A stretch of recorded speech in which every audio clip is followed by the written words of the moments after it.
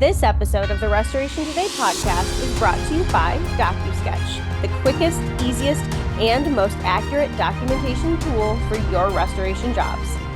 Cut your cycle times in half by using their all-in-one app to capture 360-degree video tours, request enhanced sketches, share field documentation, or get insurance-compliant estimates. DocuSketch is already used in more than 40,000 claims per month. To find out more, head to DocuSketch.com. Hey, Restorers, thanks for checking out a fresh episode of the Restoration Today podcast. Today, I have a Dynamo woman back on the show. She has been on the show before. She is within the PuroClean system. So at Chrissy VanderWyde, I am very excited to have you back. She's the VP of Franchise Relations.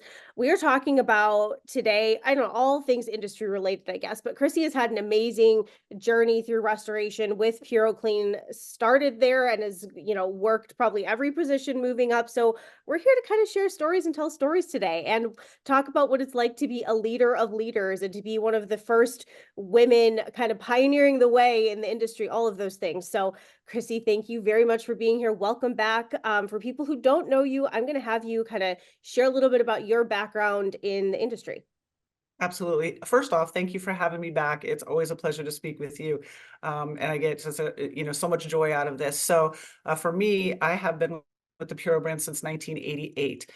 The founder at the time, Dick Spawn, he recruited me from a restaurant. He knew me personally, but he came to watch me in action. And what he was looking for when he was starting the business was someone that could handle a rowdy crowd, because we had some independent sales contractors at the time. We weren't franchising at the time. And so he needed someone who could kind of hold their own. And he watched the way that I handled the bar at a TGI Fridays and liked what he saw and gave me this opportunity. So I'm forever grateful for him, because it has just been a journey of love, really. It's had the highest highs and some of the lowest lows and everything in between, and just been a great place to be.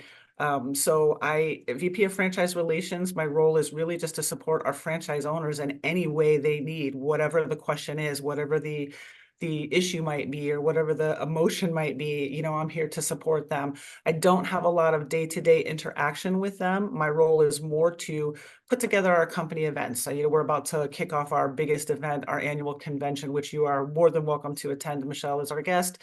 And that'll be in Denver. And so that's where we bring our franchise owner community together, and a lot of moving pieces. Our first one was in 1996, and we had a small budget. We had about 80 people in attendance, but it is the one that set the tone for everything. And it's near and dear to me. And so it's always fun to see the size that we are now. And the event has grown and taken on a life of its own. Over 400 people in an expo hall, and just amazing speakers and presenters, and our franchise owners. I love them all. So it's everything is just growing incrementally, and it's taken time, and it's taken lessons learned and things like that to get to where we are today. But we're doing really well as a brand, and we're super proud and super excited. So behind the scenes, putting on the company events, looking for ways for our franchise owners to get together and network and share, because they get so much out of that, and that's a blessing about being a franchise, is you're not in it by yourself, right? Yes.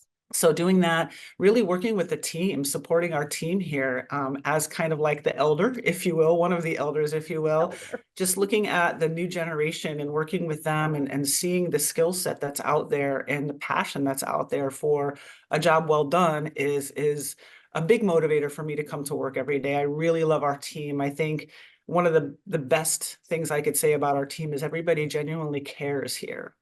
They come to work with care and concern. They want to serve, and they want to do a great job. And to have 80 people who come to work every day with that kind of mindset is something pretty special, I think. So starts at the top, and we have great leadership and ownership all the way down to our newest hire. And, we just kind of build from there. So it's been a great ride. Like you said, I've sat in a lot of seats along the way, changed seats on the bus.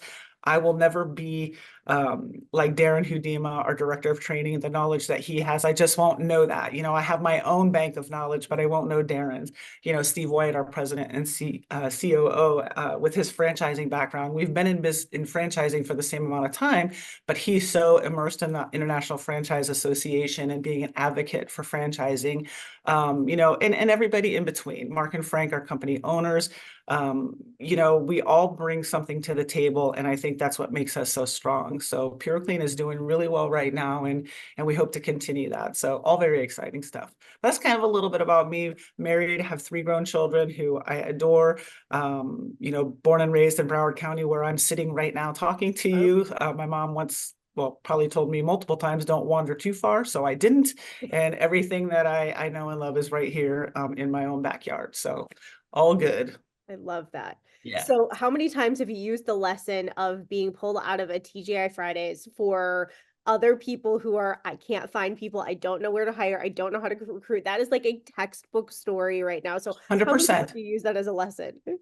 I can't tell you how many times it's a twofold lesson. Number one, when you're recruiting for somebody, know exactly what you're looking for.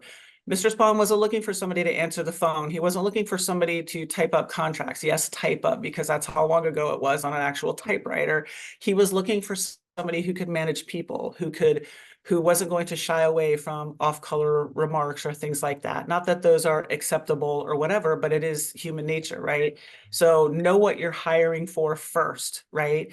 And I'm a big believer in everybody should work in a restaurant at some point or another in their early career, because it teaches you teamwork. Number one, we all have to work together as a team. It teaches you timing.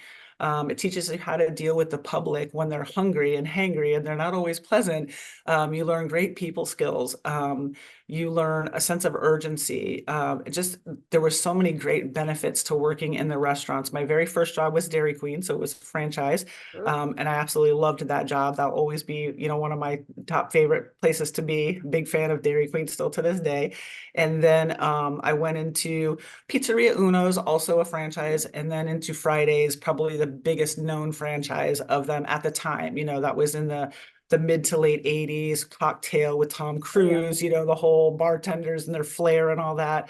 So it was a good time, but I learned so many people skills and life lessons working in a restaurant that I think it's important when you go out into your neighborhoods every day, be mindful of the people that are serving you, bank tellers, restaurant people, the people at Starbucks, the people at Dunkin' Donuts, wherever you make your regular routine stops, the one that greets you with a smile, the one that is happy to see you, the one that remembers your name, give them an opportunity. We actually have a young lady on our team that we recruited from a local restaurant because during COVID, there wasn't a lot of people in our office. And for those of us that came in, we would have food delivered. And it got to the point where if I called the restaurant and she didn't answer, I did not order from them, because she was so phenomenal on the phone and her customer service, and just, paying attention to every little detail. So once restaurants opened back up, we took a field trip over to the restaurant and sat and watched her in action in her element, and approached her and said, hey, if the opportunity ever presented itself for you to work in an office as an admin, 9 to 5 covering phones, would you be interested? She said yes, and she's been here for 2 years doing an amazing job in our business development department. So they're out there, and don't overlook them. And everybody deserves an opportunity. And if you've got one and they have the right attitude, there's always an aptitude, but the attitude is something you can't teach. And I know that's cliche and people say it all the time, but it's so true. So I had the right attitude for Mr. Spahn way back when. It is so true. It is so true. So what different roles have you played? Because I'm sure you didn't come in as the VP of Franchise Relations. You weren't even a franchise yet. So what different roles have you played on the journey? Yeah, so I came in as a receptionist, basically. And I came in maybe 5 years after high school. I did not go to college, so I came in with not a lot of office admin skills. I did take typing in class, but that's about it. So it was kind of new to me. And the idea to have a Monday through Friday, 9 to 5 steady salary versus the restaurant world, which is all erratic hours and pay and stuff like that, was appealing to me as I became a little more of an adult. And budgeting, paying my own car payments and things like that. So I came in as the receptionist, and Dick Spawn's wife, Becky, was the one who probably taught me in the beginning. She sat with me and taught me how to fill out contracts, and we would do crossword puzzles together that really helped increase my vocabulary. She has a great sense of humor, but she knew when to use it and when not to, and kept it professional. So, super creative, talented person that I really feel fortunate that I was able to be influenced by personally and professionally, because you're still friends with them today. Um, so she taught me a lot. And Dick Spawn had a partner. His name is Rory O'Dwyer, very big in the franchise world. I'm sure some of your listeners will know who he is. He was a huge mentor to me. He taught me in the beginning how to understand the FDD, and how to file it, and working with the different states and the Attorney General's office. And at the time, I thought it was painstaking and kind of like not very interesting. But now, understanding all these years later how important it is to manage the rules that govern franchising, so that we all do it right, and so that we're doing it morally and ethically and as it should be, and people are coming into the right opportunity for the right reasons. Now I understand how significant that was. So I really appreciate Rory. He was very slow and methodical, where I was young and wanted to do everything fast. So he taught me so much, and I'll be grateful to him for that, forever. And the three of them really gave me the foundation here at Puro to just grow on. And so I'm sorry about that. I'm on an insulin pump and it just went off. So they gave me, the fundamentals, and then I went from the receptionist into accounting. So again, not experience in accounting, but they trusted me with their pennies and their dollars to say, we're going to let you manage this. And I learned a great deal there. And to be honest, I'm kind of a fan of accounting. We had a CFO back in the day call me a closet accountant. I thought that was funny. So I definitely like puzzles, and accounting to me is like a puzzle. What is the end picture going to show us when we put all those pieces together, right? And you have to have good information in to get good information out to really know the health of your business. So that interests me, in a different way. And then from there, I worked, we had an in-house products and equipment division where we, provided the equipment and the materials needed for our franchise owners to do restoration work. And so I loved learning about all the equipment and all of the cleaning agents, and the different ways that you apply them, and how they each work, and how important they each are in the restoration process. Getting to know some of our strategic partners, from like, Legend Brands and Dry Ease at the time, and US Products, and just some old school, partners that are still out there today doing a fantastic job for us, working through, our suppliers. So little bits, like I kind of sat in all these seats, learned a little bit enough to take me to the next level. But the heart of everything that I am is people. And so that's a common denominator in any business, no matter what industry it is, franchising or not, is the people part of it.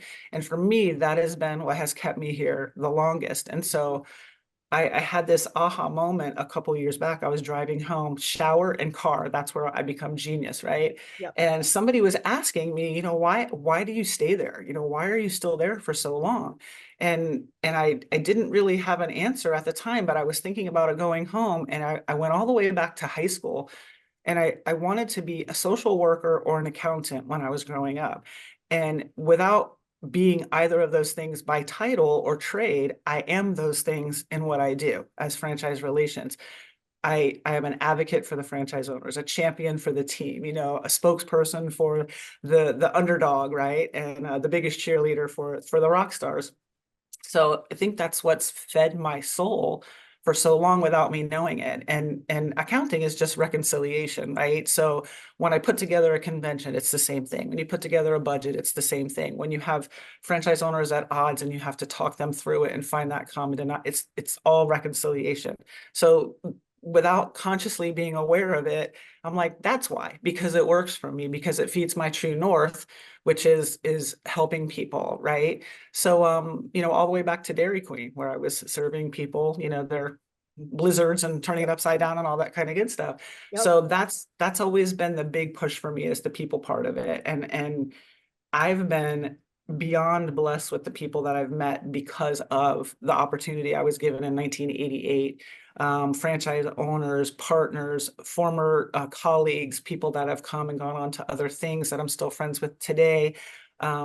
What a gift. I mean, that's the biggest thing. So more so than, my salary and my benefits and things like that, it has been a constant nurture of what I needed in some fashion. So that's why I've been here as long as I have. And I'm super proud of this brand. I believe in this brand. I believe in the people that support the brand, that touch it from wherever angle they are, that have something to do with it. And I believe in the people so much. And we just get better and better at what we do. And it's exciting. Like I said, though, it's taken a long time. 1988, that was a few years back, right?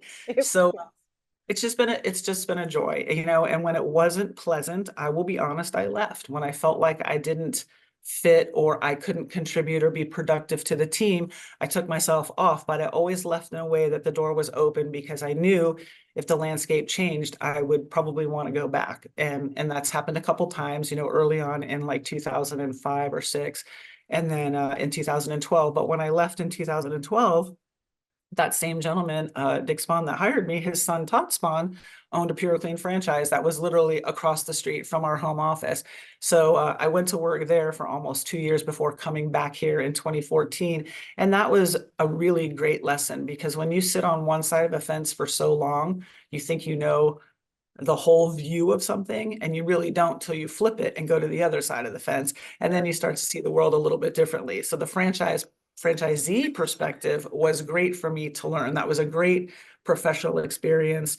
It reinforced a lot of the things that I believed, and it also taught me some other things that I didn't know after all this time. So that's the other part of Puro and this industry, is you can always learn. You're always, I get a question every day and I'm like, you know what? I don't have that answer. And people assume because I've been here for so long that I do.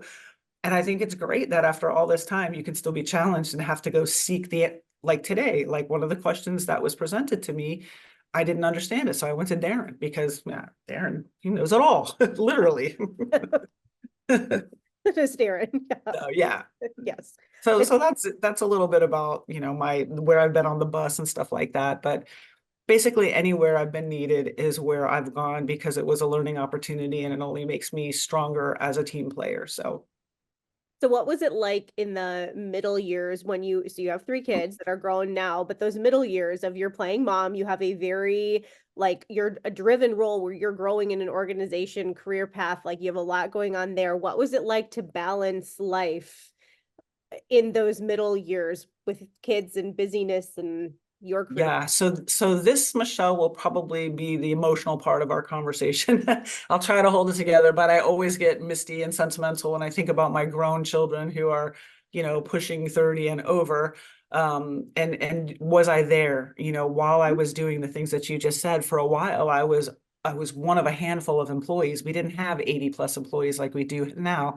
Everything's relative. Our size didn't warrant it at the time, but there was a lot to be done. We were building something, we were building towards something, and we had setbacks. Not everybody is willing to come in on a weekend or stay late at night. There's a work-life balance. I will question my choices for a long time when it comes to work-life balance. I feel like, as a mom whose kids are grown and off living their own lives, did I sacrifice them? Did I sacrifice my husband? Did I sacrifice myself? Was it the right choices at the time? My kids will tell me over and over again, Mom, you were a great mom. You were there. We had so much fun. We have great memories. We're so proud of you, which I love, but I'll always have that question mark. So it was hard because I had 3 kids. The boys were 2 years apart. Our daughter came along 4 years after. So they were at different schools. My husband's job requires him to be there at like 6 a.m. So he leaves the house at 5 a.m. He's been there for 40 years doing his job. So Wow. commitment's not an issue for my husband and I. No, that's And impressive. so a lot of the dropping off of schools and the packing lunches and picking them up, and that did fall on me. And so I feel like it was a blur. I feel like it happened in the blink of an eye. And I know you hear that from every parent, like it went by so fast, but it was, in the moment, it was what I knew to do. And I just did it. This has to be done. Let's just get it done. We'll figure it out. But there were times where vacations were delayed because of something that had to get done. And, we made it and we had a great time. But, my family did kind of take a back seat a little bit from time to time. No regrets. You know what I mean? I stand by it. They were the choices that I made. But as a mom who's getting older and watching her kids grow up, it seems farther and farther away. And so I'll always question that. Did I balance it the right way? Was I mindful? And I try to honestly caution the younger generation that we have now to pay close attention to that, Mm-hmm. especially when you have your kids and they're small, because it doesn't last for an eternity. That small goes away quick, and they become teenagers, and then they become adults, and then they have their own lives, right?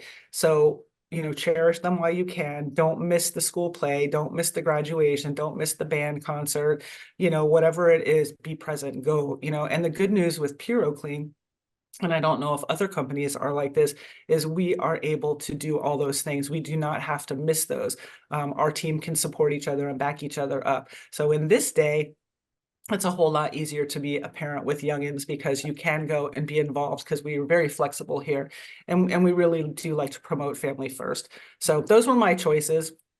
you know, right, wrong, or otherwise, it was a time, but when I look back, it went by fast. It doesn't seem like it was a struggle. It feels like we managed it. My kids are fine on the other side, and me and my husband are good on the other side. So I think it all worked out. But I would say to the younger generation, be mindful of that when you do start your family, find that balance. You can always climb the ladder. It may Yep. take you a little longer to get to the top, but you won't feel like you missed anything with your family, and so that would be kind of my spin on that. And I did it without tearing up. That's awesome. Yay.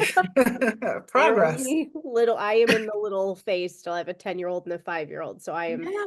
in the, well, middle, I guess. But Yeah. yeah.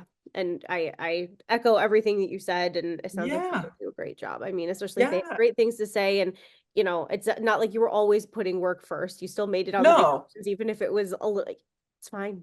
They learn to adapt and be They resilient. did. And the good news is they have incredible work ethic, because they watch two parents go out there and do what it takes to earn a living, a fair living, have a home, have a vacation home, have vacations. And, you have to put the work in. That stuff just doesn't come to you by sitting around doing nothing. Yep. So I see so much of my husband and I in my kids, the good things, and some of the things I wish, were different, but That's all good, very proud of them. And it was a balance, and I had a great partner. My husband is just a solid human being, and been there every step of the way. We don't always agree, obviously. We've been married for 35 years, good. but we were friends first, and we have a great foundation.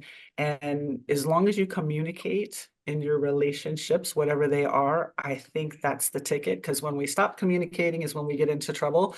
But as long as we're able to feel safe and say the things that we need to say, we can always work around them. And that holds true for any relationship, friendships, children, parent relationships, work relationships. You got to keep the lines of communication open. Yes, I totally agree. So what advice would you give other women that were maybe looking for a career path or hadn't thought about the trades or whatever? Now that, I mean, you've been the span of things. So what would you tell women who are thinking about, maybe I should try restoration, or maybe I'm looking for something different, or I don't have a college degree. I don't know what to do. I want a good career path though. Like, what kind of advice do you give those women? You know what? I think, I get asked a lot about the male industry and the female part of it. And for me,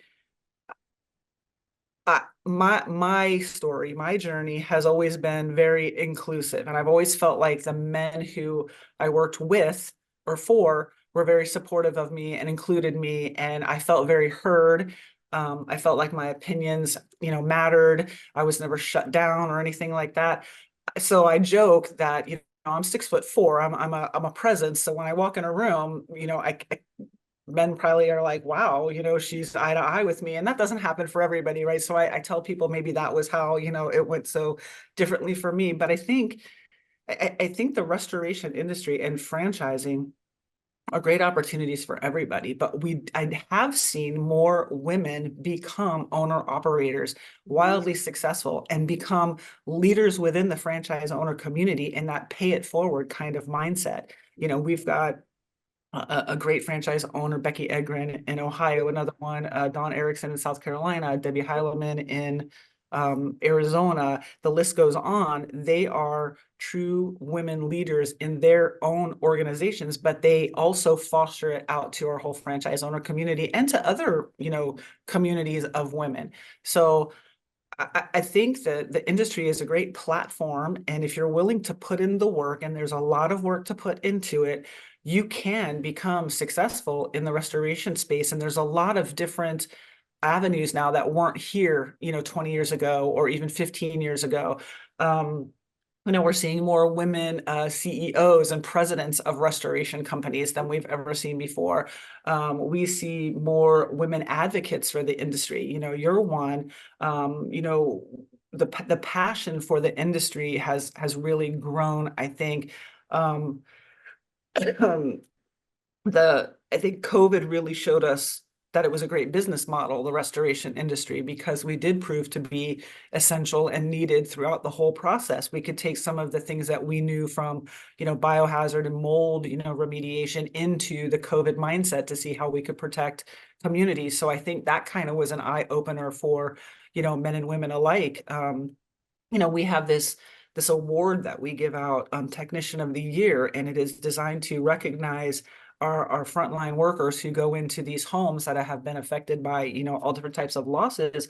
And usually was a guy that would win. But 2 years ago, 3 years ago, we had this young lady from South Carolina who became the Tech of the Year, which was really cool to see.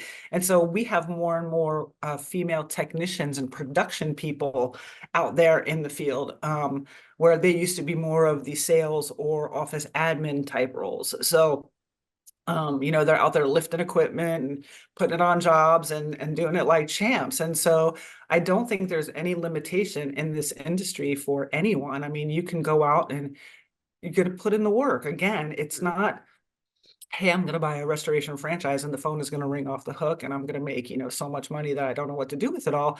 But it is a slow and methodical process. If you do the work, you put it in. It's all about relationships and building those relationships within your communities and getting that first person to say, yes, I'm going to give you a try, doing a great job, and then continuing that on. And then you become that subject matter expert in your local market. And that's really what we want for our franchise owners is to immerse yourself in your community and just be there to serve your community.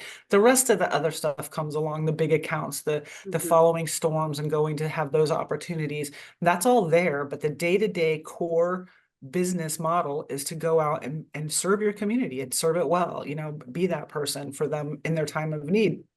And so anybody can do that. That's not male or female driven. That's heart to serve driven, right? So it doesn't matter who you are, whether you have a high school diploma or a college degree. If you have something in you that says, I want to help people, then this restoration industry is a great industry for you because you get to go out and do that every day. And you have to wear many hats. I mean, when we talk about our production people going to a water loss where, a homeowner has lost, photos to water, albums, maybe comic books, big collections of things, sentimental things, and they're just a wreck. You're not just going to set equipment. You're there and you have to reassure those people that it's going to be okay. You have to communicate to them, what they can expect and, what's realistic, what we can really salvage, what we might have to, discard or whatever. So there's many hats. It's not as simple as going out there and just placing an air mover, on a floor, and a DHU on a floor. There's so much more to it. And that's why we recognize our technicians, because we do realize they are the face in the homes of these people and these business owners who have suffered some sort of property loss, or even, more devastating, a biohazard loss where, we had a loss of life or something like that, and we have to go in and take care of that. That's a whole nother set of emotional, you know, situation that, we have to be prepared for. And our production people and our franchise owners, they're very mindful of that. And we actually do training on how to handle things like that. so that we can be better at serving, the community. So it really, I think this industry knows no gender.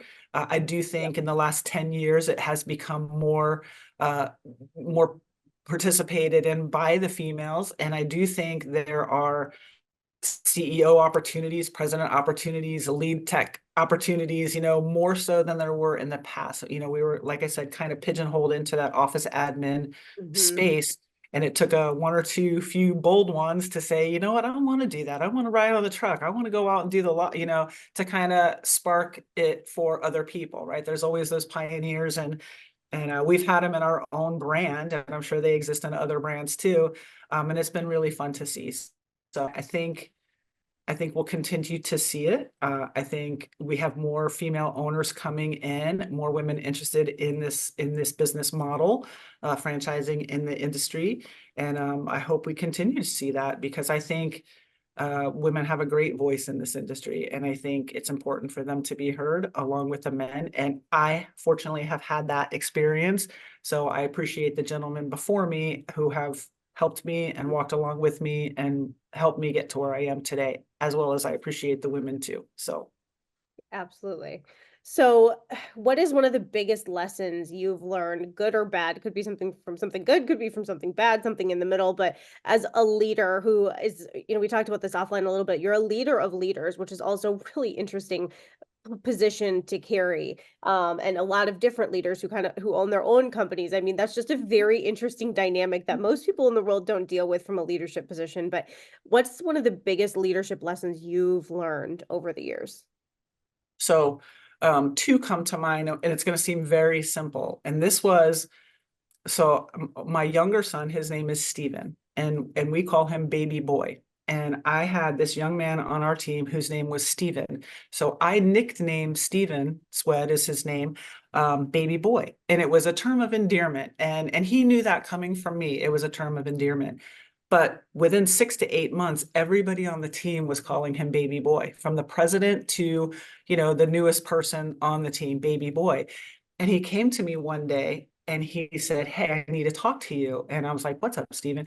And he's like, "When you call me baby boy, I love it because I know what you mean and I know where it comes from." He goes, "But when the president of the company calls me baby boy, it makes me feel like they don't believe that I belong here or that I'm capable of doing the job that I was hired for or growing within the company. It sets a perception." And I was like, oh my gosh, it never occurred to me because I was so caught up in my, Yeah. you know, wanting to call him baby boy because I adored him like I did my own, and not realizing that I was hurting him, that it was potentially setting a perception about him that I never wanted him to have to go through. And I'm so grateful that he Yeah. trusted me enough to come and say something, because some people wouldn't That's say that, and huge. They would just quit. harbor ill will. It would fester. It would be a frustration. And thankfully, Stephen came in, and we sat down, and Stephen and I have great conversations about all kinds of things. So I'm really grateful that he came in and kind of shared that with me, because I immediately course corrected, and now I'm super mindful of how I nickname people, or not to do it, because you think you're doing something cute and charming, and really it's not perceived that way by that person. So be careful of Mhm. things like that. Is a simple but significant lesson that I learned. And the other one, really, Michelle, that was hard, is to not be a control freak, Mm. to not think you have to do it all, not think that you're the only one that can do it right, to empower people to make decisions and make choices. If we stumble, we pick it up and we go, right? We fix Mhm. it.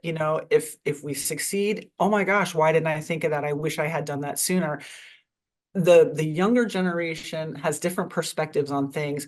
The older generation has that experience and perception, and when you bring them together, you get a better product in the end, and one that everybody can buy into and feel like they had some sort of contribution towards. So like when we do convention, I'm the point person, I'm the hub, right? All the spokes come and go and the wheel goes, right? But there's people on the team that I want to include in things as simple as, what do you think about these badge holders? This is what we're trying to accomplish. We're going to make them 4 different colors, break the attendees up in groups. What do you think about this? backpacks, what do you want to give away? We're going to Colorado. Should we do a backpack or should we do this? So, like little things like that that you wouldn't think matter, but that's how you start to get them involved, and you start to kind of see, do they care? Do they want to be involved? And then when you see that they do, you start giving them other things that are a little bit more significant, a little bit bigger, a bigger challenge, and before you know it, they're running the show and you can stand back and go, good job. And you're teaching them tools and things that they could use in any other career that they go to. If they don't stick it out with Puro for 30 plus years like me, the good news is by me letting go and letting them, I've now empowered them to go out and that's a big deal. And for me, I wanted to control everything down to the last little bit. The pens have to be laid out this way with the logo facing this way. And I still believe all that. But when I explain to them why it's important to have things done a certain way, they will go and do it. And then they will put their spin on it. And it's like, wow, that's even better because, they did this or they did that. So that was the biggest thing. And I think it came from an honest place, because back in the day, it was just me, the two owners, and Becky, Dick's wife. And so there was just the four of us. So a lot was up to me. And that was the biggest gift that they gave me. I mean, they trusted me completely when I walked through the door, and they empowered me from day one. They never questioned a decision that I made, a dime that I spent, a thing that I said. All they did was support me. And from the beginning, and maybe because I knew them personally, this was personal for me from the very beginning, I took it like that, and I treated it as if it was my own. So the decisions that I made, I think, were in the best interest of, and that's why it was easy for them to support me. So I try to do that with the team now, is to allow them to make the decisions. Tell me what you're thinking. I might pepper in, a notion or something like that they can add to it, or kind of shift them another way and explain why. But that's been the biggest thing for me, is to let go, because I won't be here forever. And I want to make sure that the next generation keeps PuroClean thriving and alive and at the top of our game, morally, ethically, supporting our franchise owners at the highest level. So what good does it do me to keep all that to myself and ride off into the sunset one day and leave a team behind that I could have helped? And so that's where I am in my career today, is really trying to build a team that can carry on and that will continue to make us proud. Our leadership group is, we're not old, but we're not young either. And there's going to be some changes, realistically down the road. So, planning for that, and really preparing the next generation to be confident in their decisions, to know that this is not life or death. If we make a mistake, it can be fixed, right? There's nothing that we're doing here at the home office that isn't going to be able to be fixed. So don't sweat it. We all make mistakes. That's how we learn. So those are the two biggest things, is kind of relinquishing that control mindset that I had for so long, and being mindful now of pet names and things like that. And I know it sounds silly and simple, but wow, I mean, what an eye opener. And I'll be eternally grateful to Stephen for bringing that up.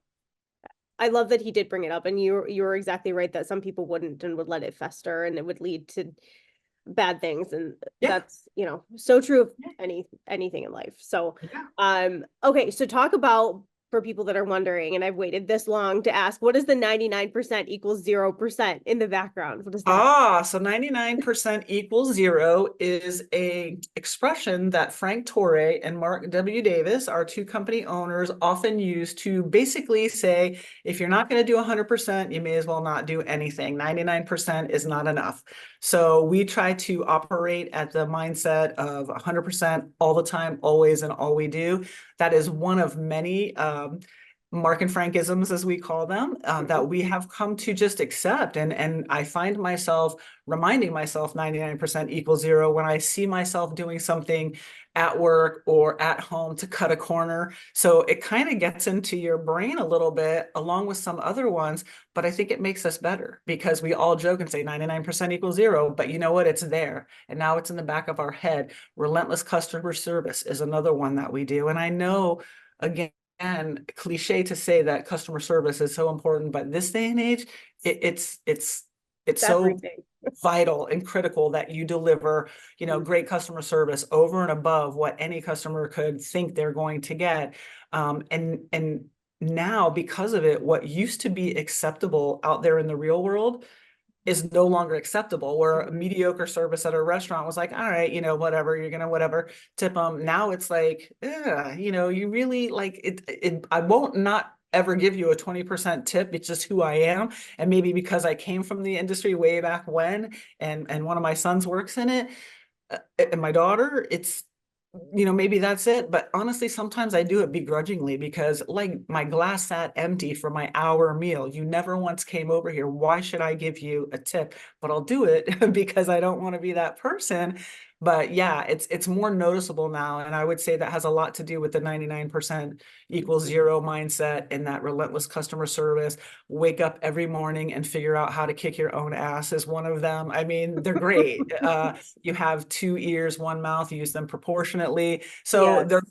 they're great little quick reminders of how to conduct yourself and how to, really build a sharp business that maintains its standards, that wants to do everything, the right way, and really focus on our customers who are our franchise owners. And obviously we work a lot with the insurance industry, so they would be our clients too, or customers too, but really it's our franchise owners that we are here to support, help them become successful, cheer them on, coach them on, help them follow their dream. They bought a business because they wanted to change their lives, and it's our responsibility as much as it is a privilege to help them do that.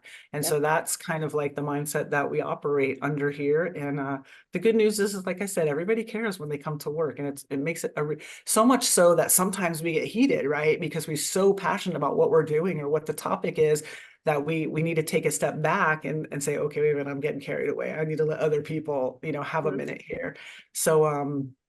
So yeah, that's 99% equals zero. So we are in pursuit of what we call world-class brand status, knowing we're always going to be striving for it. And 99% zero is just one of those steps that we try to take every day to get us there. So love it. Thought it would be cute to have in the background, kind of like a subtle little, and you did exactly what we were hoping you would do. Ask the question.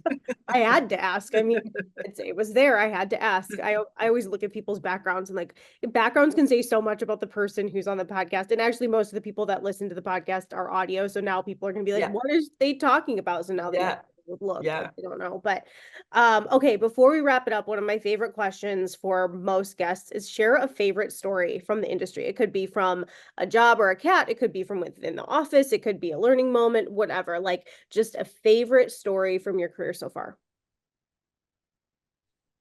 There are a lot of stories in my career. Some very beautiful, some whatever. But yeah, I would say, one that I like to share, and it really didn't involve me. It's about one of our franchise owners. So we, when we talk about that relentless customer service, there was a gentleman, his name is Ben Dobler. He's a franchise owner out in Oregon, and he got called out to a massive hoarding job, right? So hoarders, they have a different mindset than most of us, right? And disrupting their stuff is catastrophic for them, right? So when we talk about having to know how to navigate our way through these things, Ben had his team coached by a counselor who handles hoarding cases. So I just feel like that's such an incredible step above and beyond to make sure that this homeowner felt safe with PuroClean being in their home and touching their stuff that is so important to them and so meaningful to them. And I just really, that's just one small example of a lot of examples in this brand of what our franchise owners do to just go that extra step. And so I really like to share that story because and we had another gentleman too in Pennsylvania, Harry Allcroft, who had the same situation and did the same thing. And I just think that speaks to the genuine care and concern of humanity when business owners go above and beyond to really understand the need of the customer and try to meet that or exceed it as best they can, even if it means taking a special training or bringing in other people outside to show them how to handle it.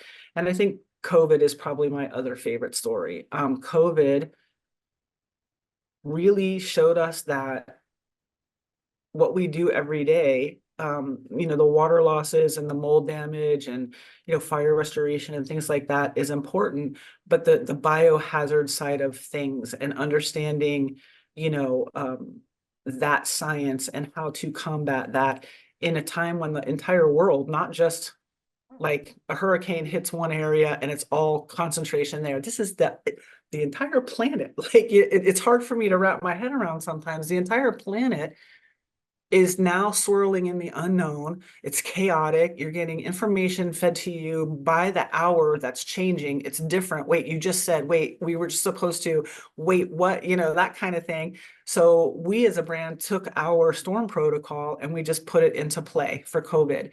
And I didn't have a lot to do with it, but I sat back and I watched, Mike Broderick is our general counsel. And so every day he was online learning, trying to listen, trying to learn. How do we protect our franchise owners? How do we protect their technicians going into these places? Are we allowed to be out on the streets after 10? Whatever it might be, minute by minute, Mike was studying it. Then you had Darren Hudima and Barry Rice on our team, and they're tasked with training and environmental health and safety. They're learning everything they can about products, equipment, application, what words we can say, what words we can't say, teaching people how to put on PPE, the proper way to put it on and take it off so that you're not contaminating other areas once you've cleaned them. So our marketing team was coming up with videos and training that technicians could access on their phone at a moment's notice before they walk into an unsafe environment.